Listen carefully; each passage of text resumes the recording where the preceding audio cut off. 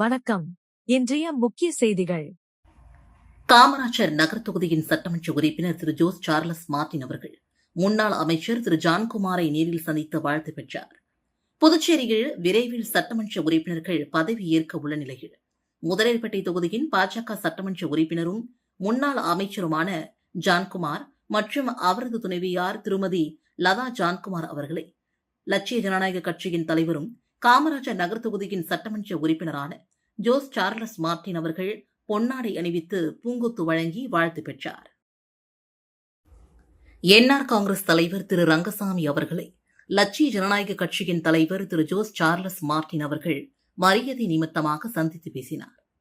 மாண்புமிகு என்ஆர் காங்கிரஸ் தலைவர் முதலமைச்சர் திரு ரங்கசாமி அவர்களை லட்சிய ஜனநாயக கட்சியின் தலைவரும் காமராஜர் நகர் தொகுதியின் சட்டமன்ற உறுப்பினருமான ஜோஸ் சார்லஸ் மார்டின் அவர்கள் பொன்னாடை மற்றும் பூங்கொத்து வழங்கி மரியாதை நிமித்தமாக சந்தித்து பேசினார். நிகழ்ச்சியின் போது முதலியர்பேட்டை தொகுதியின் சட்டமன்ற உறுப்பினர் ஜான்குமார் அவர்கள் உடனிருந்தார்.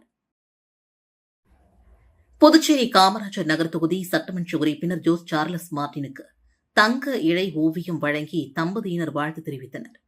சிதம்பரம் பகுதியை சார்ந்த இந்திரகுமார் விஜயலட்சுமி தம்பதியினர் லட்சிய ஜனநாயக கட்சியின் தலைவரும் காமராஜர் நகர் தொகுதியின் சட்டமன்ற உறுப்பினருமான ஜோஸ் சார்லஸ் மார்டின் அவர்களின் சமூக சேவைகளை சமூக வலைதளங்கள் மூலமாக கண்டு ஈர்க்கப்பட்டனர்.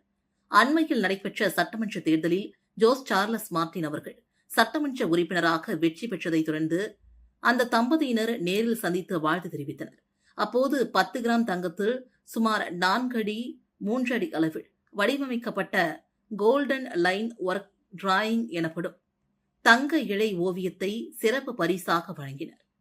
இந்த அன்பு பரிசை பெற்றுக்கொண்ட ஜோஸ் சார்லஸ் மார்டின் அவர்கள் தம்பதியினருக்கு நன்றி தெரிவித்து பொதுமக்களின் நம்பிக்கைக்கு ஏற்ப தொடர்ந்து மக்கள் பணிகளில் ஈடுபடுவேன் என்றும் தெரிவித்தார். நிகழ்ச்சியின் போது LGK செயலர் சுரேஷ், பொதுச் செயலாளர் துரைசாமி ஆகியோர் உடனிருந்தனர்.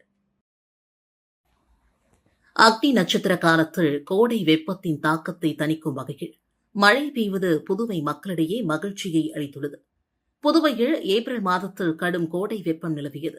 அதே வெப்பநிலை மே மாதத்திலும் தொடர்கிறது. ஒரு சில நாட்களில் 100 டிகிரியை தாண்டி வெப்பம் பதிவானது.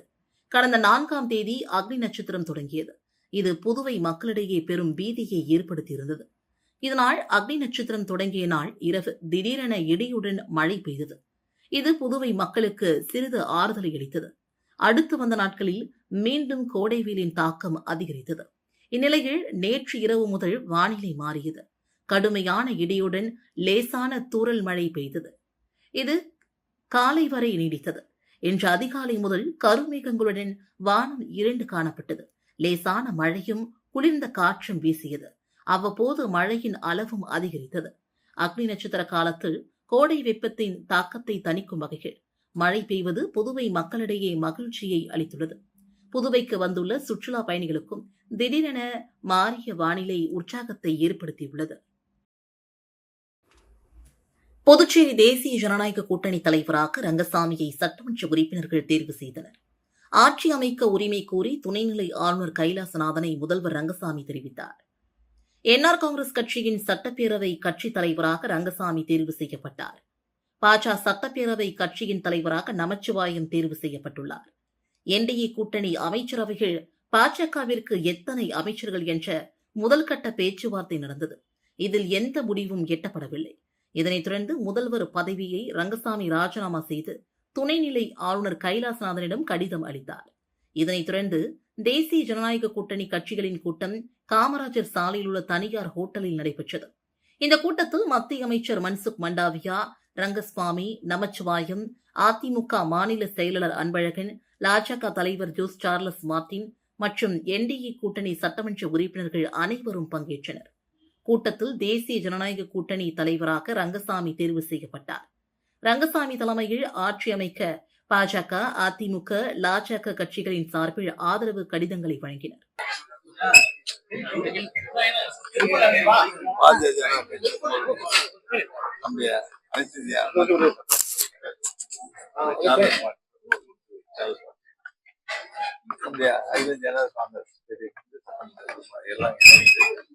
ஒருமனதாக இந்திய சட்டமன்ற புதுச்சேரிய சட்டப்பேரவை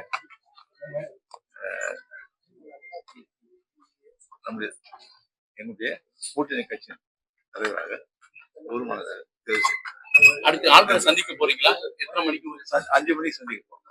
உரிமை கோர்றீங்க? 5 மணிக்கு உரிமை ஆட்சி கோர உரிமை கோரும்.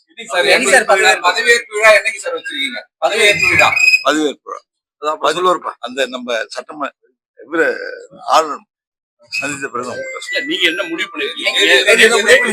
முடிவு பண்ணிருப்பா சொல்றேன்.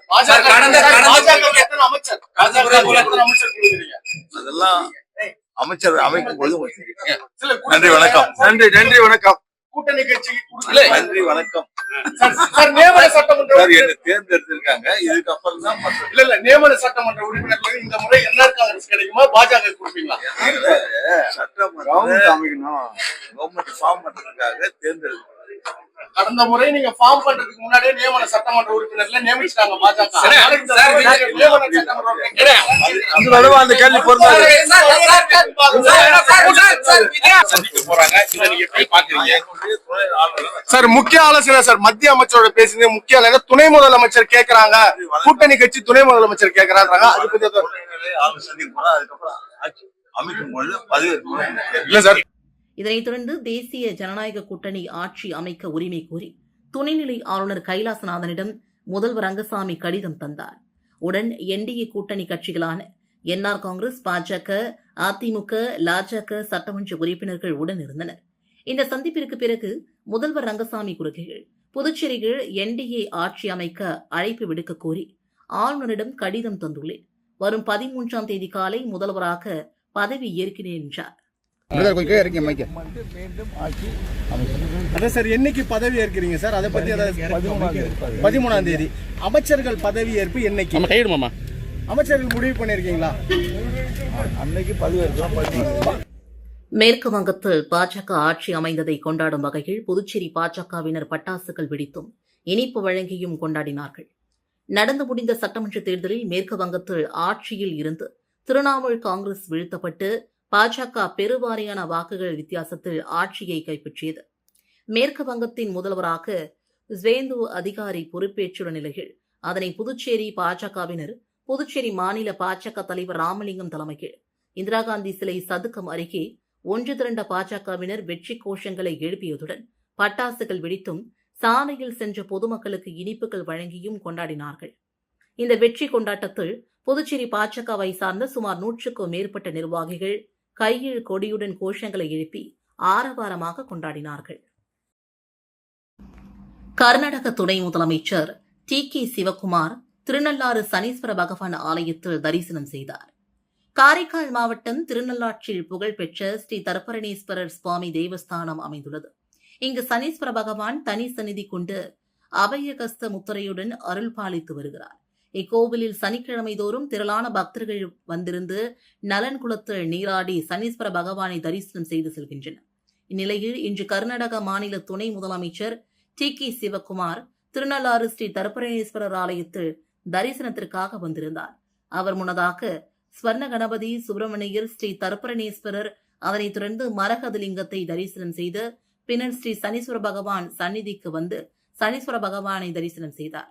அவருடன் மயிலாடுதுறை தொகுதியின் முன்னாள் சட்டமன்ற உறுப்பினர் ராஜ்குமார், காரைக்கால் மாவட்ட காங்கிரஸ் கட்சியின் பொறுப்பாளர்கள் பலரும் கலந்து கொண்டனர். 2ஆம் உலகப் போர் நினைவு தினத்தையொட்டி கடற்கரை சாலையில் உள்ள பிரெஞ்சு வீரர் நினைவிடத்தில் மாவட்ட ஆட்சியர் குலோத்துங்கன் மலர் வளையம் அணிவித்து மரியாதை செலுத்தினார். புதுச்சேரியில் 2ஆம் உலகப் போர் நிறைவு பெற்றதன் 81ஆம் ஆண்டு நினைவு தினம் அனுசரிக்கப்பட்டது. இதனையொட்டி புதுச்சேரி கடற்கரை சாலையில் உள்ள போர் வீரர் நினைவு தூணில் புதுவை அரசு சார்பில் மாவட்ட ஆட்சியர் குலோத்துங்கன், புதுவைக்கான பிரெஞ்சு நாட்டு துணை தூதர் எடிகன் ரோலன் பியக் ஆகியோர் 2ஆம் உலக போரின் போது உயிர் நீத்த வீரர்களின் நினைவாக மலர் வளையம் வைத்து மரியாதை செலுத்தினர். இதனையொட்டி இந்தியா, பிரெஞ்சு நாட்டு தேசிய கொடிகள் ஏற்றப்பட்டன. இரு நாட்டு தேசிய கீதங்கள் இசைக்கப்பட்டு மௌனஞ்சலியும் செலுத்தப்பட்டது. புதுச்சேரி மாநிலத்தில் அரசு பள்ளிகளில் ஹிந்தி உள்ளிட்ட மும்மொழி பாடத்திட்டத்தை அமல்படுத்துவதற்கு எதிர்ப்பு தெரிவித்து தமிழ் உரிமை இயக்கத்தினர் ரயில் மறியல் போராட்டத்தில் ஈடுபட்டனர். புதுச்சேரியில் சிபிஎஸ்இ அரசு பள்ளிகளில் புதிய கல்விக் கொள்கை வழிகாட்டுதலில் சிபிஎஸ்இ பாடத்திட்டத்தின் மூலமாக இந்தி, சமஸ்கிருத மொழிகளை கட்டாயமாக திணிக்கும் மத்திய பாஜக அரசை கண்டித்து ரயில் மறியல் போராட்டம் நடத்தப்படும் என்று அறிவிக்கப்பட்டிருந்தது. அதன்படி வெங்கட சுபா ரெட்டிகார் சிலை சந்திப்பிலிருந்து புறப்பட்ட போராட்டக் குழுவினர் சுப்பையா சாலை வழியாக காராமணிக்குப்பம் ரயில்வே கேட்டிற்கு கண்டன முழக்கங்களை எழுப்பியபடி ஊர்வலமாக சென்றனர். அங்கு திருப்பதியிலிருந்து புதுச்சேரி வந்த ரயில் முன் தண்டவாளத்தில் அமர்ந்து மறியலில் ஈடுபட்டனர். இந்த மறியல் போராட்டத்திற்கு தமிழ் உரிமை இயக்க தலைவர் பாவாணன் தலைமை தாங்கினார். நிர்வாகிகள் 50க்கும் மேற்பட்டோர் ரயில் முன் அமர்ந்து மறியலில் ஈடுபட்டனர். புதுச்சேரியில் நடைபெற்ற 59ஆம் ஆண்டு கம்பன் விழாவை ஆளுநர் கைலாசநாதன் தொடங்கி வைத்தார். கம்பன் கலையரங்கத்தில் 59ஆம் ஆண்டு கம்பன் விழா துவங்கியது. கம்பன் கலையரங்கத்தில் நேற்று துவங்கிய கம்பன் விழா நாளை வரை நடைபெறுகிறது. நேற்று காலை துவங்கிய நிகழ்ச்சியில் முன்னாள் உச்சநீதிமன்ற நீதிபதி ராமசுப்பிரமணியன் தலைமை தாங்கினார். செயலாளர் சிவக்கொழுந்து வரவேற்றார். சிறப்பு விருந்தினராக ஆளுநர் கைலாசநாதன் கலந்து கொண்டு விழா மலரை வெளியிட்டு பேசினார். கம்பன் கழக தலைவர் MP செல்வ கணபதி நிகழ்ச்சியை தொகுத்து வழங்கினார். தொடர்ந்து மணிவேலன், இளமதி, ஜானகிராமன், சுரேஷ் ஆகியோருக்கு சிறந்த தமிழ் புலவருக்கான பரிசு வழங்கப்பட்டது. இதனைத் தொடர்ந்து விழாவில் வானதி பதிப்பகத்தின் கம்பன் தமிழமுதம் வரங்களால் உயர்ந்த வாலி என்ற நூல்கள் வெளியிடப்பட்டது. தொடர்ந்து காலை 11:30 மணிக்கு பகை கொள்வேன் என்ற தலைப்பில் எழுத்துரையும், மாலை 5 மணிக்கு சுகிசீவம் பங்கேற்ற மணி மகுடம் மகிழ்ந்ததே நிகழ்ச்சி நடைபெற்றது. காலை முதல் இரவு வரை நடந்த நிகழ்ச்சியில் கவிஞர்கள், இலக்கியவாதிகள் மற்றும் பொதுமக்கள் பலரும் கலந்து கொண்டனர். புதுச்சேரி அருகே மழை காரணமாக சாலையில் சாறை சாறையாக விழுந்த வாகன ஓட்டிகள் விழுந்து படுகாயம் அடைந்தனர். புதுச்சேரியிலிருந்து விழுப்புரம் செல்லும் ரயில்வே பாதையில் வெளியூர் 10 கண்ணு லெவல் கிராசிங்கில் ரயில்வே தண்டவாளம் பராமரிப்பு பணி மேற்கொள்ளப்பட்டு வருகிறது. இதனால் தண்டவாளம் அருகே உள்ள தார் சாலைகள் உடைத்து எடுக்கப்பட்டு அதற்கு பதிலாக ஜல்லிகள் மற்றும் கற்கள் கொட்டும் பணிகள் மேற்கொள்ளப்பட்டு வருகிறது. இந்த பணி சரிவர முடிக்கப்படாமல் உள்ளது. காலையிலிருந்து புதுச்சேரியில் லேசான மழை விட்டு விட்டு பெய்து வருவதால் லெவல் கிராசிங்கில் தண்டவாளத்தை கடக்க முடியாமல் வெளியூர் 10 கண்ணு சாலையில் கடுமையான போக்குவரத்து நெரிசலும் ஏற்பட்டது. இதனால் சாலையின் 2 புறங்களிலும் வாகனங்கள் அணிவகுத்து நின்றது. மேலும் சாலைகளில் கிடக்கும் இருசக்கர வாகனத்தில் செல்பவர்கள் தண்டவாளத்தை கடக்க முடியாமல் ஜல்லி மற்றும் கற்களில் சிக்கி விபத்துக்குள்ளானார்கள். காலையிலிருந்து சுமார் 100க்கும் மேற்பட்டோர் சாலையில் வழுக்கி விழுந்து படுகாயம் அடைந்தனர். எனவே உடனடியாக தண்டவாள பராமரிப்பு பணியை முழுமையாக மேற்கொள்ளப்பட்டு பயணிகள் செல்வதற்கு ஏதுவான முறைகள் அமைக்க வேண்டும் என்று பொதுமக்கள் கோரிக்கை விடுத்துள்ளனர். வெளியூர் மற்றும் அதனை சுற்றியுள்ள பகுதிகளில் சுற்றித் திரியும் பன்றிகளால் நோய் தொற்று ஏற்படும் அபாயம் ஏற்பட்டுள்ளது. வெப்பச்சலனம் காரணமாக தமிழகம் மற்றும் புதுச்சேரிகள் பல்வேறு பகுதிகளில் மிதமான மழை பெய்து வருகிறது. மழையின் காரணமாக வெளியூர் சாலை மற்றும் காலி இடங்களில் கொட்டப்படும் குப்பைகளால் துர்நாற்றம் வீசி வருவதால் சுகாதார சீர்கேடு ஏற்பட்டுள்ளது. மேலும் நகரின் மைய பகுதிகளில் கொட்டப்பட்டுள்ள குப்பைகள் அகற்றப்படாமல் உள்ளதால் குப்பைகளிலிருந்து வெளியேறும் துர்நாற்றத்தின் காரணமாக பன்றிகள் ஈர்க்கப்பட்டு நகரின் பல்வேறு பகுதிகளில் நாளுக்கு நாள் பன்றிகளின் தொல்லை அதிகரித்து வருகிறது. குறிப்பாக வில்லியனூர், தில்லை நகர், திருக்காமேஸ்வரர் நகர், கோட்டைமேடு, உத்தரவாகேனிப்பேட் உள்ளிட்ட பகுதிகளில் பன்றிகள் குட்டிகளுடன் சுற்றி வருவதால் சுகாதார சீர்கேடு ஏற்பட வாய்ப்புள்ளதாக அப்பகுதி மக்கள் அச்சம் தெரிவித்து வருகின்றனர். மேலும் துறை சார்ந்த அதிகாரிகள் போர்க்கால அடிப்படையில் பன்றிகளை அகற்றி பொதுமக்களை பாதுகாக்க வேண்டும் என்று கோரிக்கை விடுத்துள்ளனர். புதுச்சேரியில் சைபர் மோசடி கும்பலிடம் 7 பேர் ரூபாய் 1.33 லட்சம் இழந்துள்ளனர். புதுச்சேரி வெங்கட நகரை சார்ந்தவர் மொபைல் செயலி மூலமாக ரூபாய் 9,000 கடன் வாங்கி பின் அதை முழுவதும் திருப்பி செலுத்தியுள்ளார். இந்நிலையில் மர்ம நபர் ஒருவர் அவரது படத்தை மார்பிங் செய்து அனுப்பி கூடுதல் பணம் கேட்டு மிரட்டியுள்ளார். இதில் பயந்து போன அந்த நபர் மர்ம நபருக்கு ரூபாய் 62,798 அனுப்பி ஏமாந்தார். அதேபோல லாஸ்பேட்டையை சார்ந்தவர் 2,919, நெட்டப்பாக்கத்தை சார்ந்தவர் 26,800, தவளக்குப்பத்தை சார்ந்தவர் 16,000, பாகூரை சார்ந்தவர் 2,229, நெல்லித்தோப்பை சார்ந்த பெண் 4,714, ரெட்டியாரபாளையத்தை சார்ந்த பெண் 17,605 என 7 பேர் மோசடி கும்பலிடம் ரூபாய் 1,33,095 ஏமாந்துள்ளனர். இதுகுறித்து சைபர் கிரைம் போலீசார் வழக்கு பதிந்து விசாரித்து வருகின்றனர். இத்துடன் செய்திகள் நிறைவடைந்தன. வணக்கம்.